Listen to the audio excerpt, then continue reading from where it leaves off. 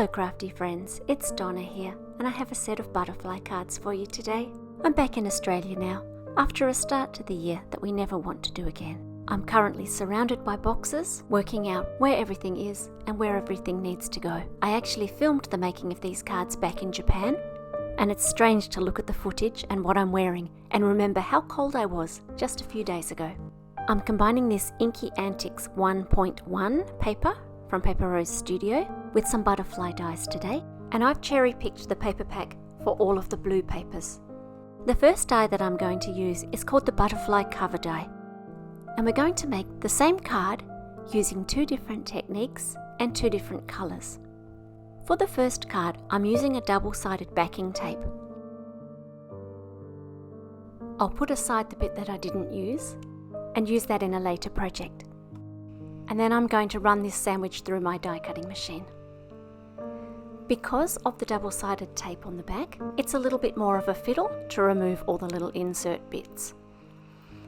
You can do it by picking the pieces out from the front, or pulling off a little bit of backing paper and poking them through from the back, or even pulling up a little bit more of the backing paper and scraping them off the backing sheet. That fiddle is now going to pay for itself in that gluing the piece down is absolutely simple. I'm just auditioning this all over the page to see where I like the colours. You can leave it with just the butterfly stuck down, or if you like, you can choose to replace some or all of the background pieces. I'm going to replace just a couple for today's card to give a nice white area for the sentiment. Then I'm going to cut off the extra and mount this panel onto a card. Today I'm choosing a top folding card from Paper Rose, which is Australian sized, which therefore matches the size of this cover die.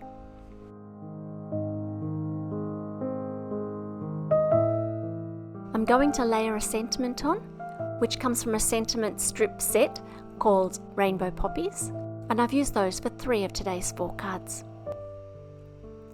The next card uses exactly the same die, but this time we're going to use a black front sheet. It gives a very different look and also a different technique. This time I haven't gone with a double-sided tape, which makes poking out the little fiddly bits a lot easier, but then you have to lay down all the glue. And so what you gain on one side, you lose on the other. It's up to you and what you prefer.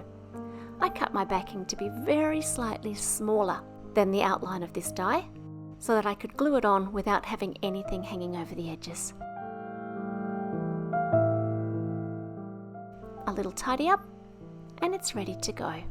Once again, I'm going to use a sentiment from the same Rainbow Poppies sentiment sets, and it gives a little bit of a different look.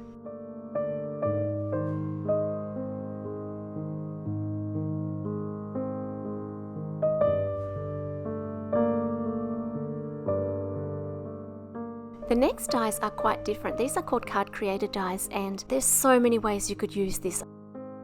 At the time that I was making and recording these cards, I was surrounded by boxes in Japan and working to a really tight time deadline. And so I've just got 2 ways to show you today, but these are really versatile. The dies cut out a butterfly, as well as a straight line through the card. It's easier than partial die cutting. And so for the first card, I've used that patterned paper again and cut the die vertically along the paper, and then tidied that up so that it's the right size, just to glue onto the front of a card. As simple as that. It's a really pretty card and so simple to make. Once again, I've used the Rainbow Poppy sentiments for this card.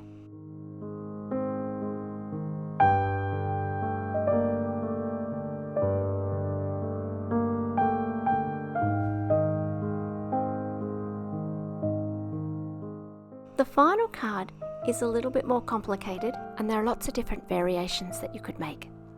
First of all, I'm going to take my card and score it in the middle. You can see that my board is set up there to work for Australian sizes. I just have a piece of tape on either side, and when I lay my Australian sized paper between those, I can cut or I can score down the center line. This time I'm going to cut out the butterfly die from my actual card. And I'm also going to use that same shimmer cardstock and cut one more butterfly. Unfortunately, I didn't keep the footage of this, but once I cut the butterfly, I then just snipped around the outside to give the butterfly its full shape. Next, I'm going to trace the shape of the butterfly onto the back of my blue paper so that I can cut an insert for the wings. And I'll cut this out with scissors, cutting fairly generously on the inside of the line that I drew so that nothing will stick out from behind the butterfly once I stick it down. I'm going to sandwich this patterned paper between my two butterflies. First, I'll add glue to my free-flying butterfly and stick that down onto the background, and then I'll add glue to the front of my card butterfly in exactly the same places and stick that down on top.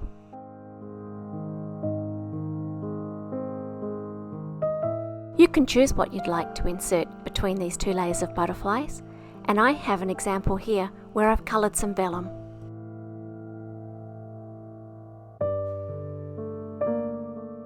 This shimmer paper has a really glossy, shimmery surface, and I don't think that ink will dry very well on it. And so, I'm first prepping the area with my powder tool, then stamping in navy blue, and then embossing over the top with clear embossing powder so that I can be sure that my sentiment won't smudge. That's all for today's set of 4 cards, and so I'm going to leave you with some pictures of them all. Feel free to like and subscribe, and I hope that you're getting time to be crafty and that you're getting time with your loved ones. Until next time, stay safe. I'll see you soon.